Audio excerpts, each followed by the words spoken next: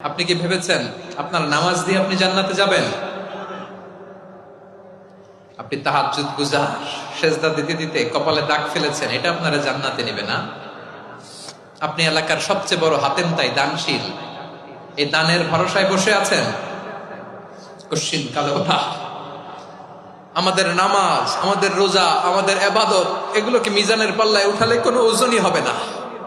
তবে আমাদের একটা কৌশল জানা আছে, আমরা আল্লাহর রহমতের ভিখারি। আমরা সেদিন আগেই গুনার স্বীকৃতি দিয়ে দেব।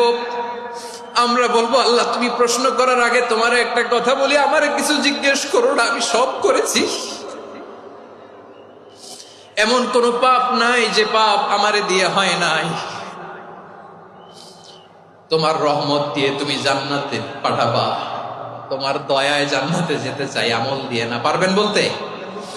কিয়ামতের দিন আমরা বলবো, আল্লাহ আমার আমল দিয়ে জান্নাত চাই না, আমি তোমার দয়া দিয়ে জান্নাত চাই। তোমার দয়া ছাড়া আমার কোনো উপায় নাই। কারণ আল্লাহ যদি বিচার করে, বাঁচার কারো উপায় নাই। আল্লাহ যদি বলে ফেলেন তুই এটা করলি কেন, ওখানে গেলি কেন, কোরআনে 1000 বার নিষেধ করলাম তারপরেও এই পাপে জড়ালি কেন, এরকম প্রশ্ন ছুড়ে দিলে আমার উত্তর আছে?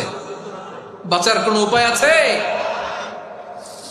রোজ হাসরে হে আল্লাহ আমার করোনা বিচার, আল্লাহ করোনা বিচার।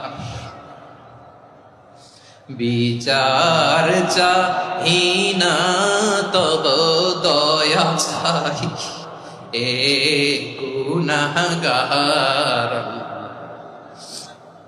করোনা বিচার। আপনার আমল দিয়ে জান্নাতে যাবেন? কি দিয়ে যাবেন?